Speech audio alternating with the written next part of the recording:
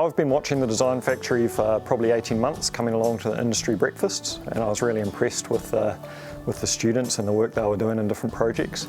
Hi, my name's Jelley. I'm a Digital Program Manager at Genesis Energy, and recently we partnered with Wintec in the Design Factory. So we're looking at trying to make inspections safer at our power stations, and really wanted a fresh set of young minds to challenge us about how we go about some of that work.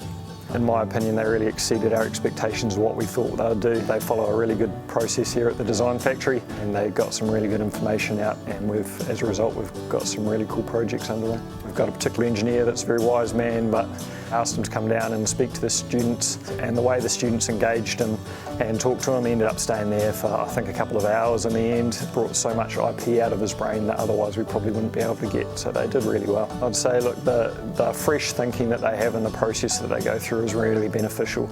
If you're on a completely fresh set of eyes, they don't have to know anything about the problem or the situation, but just be able to follow a methodical process and come out with some really cool solutions. I think that's really worthwhile.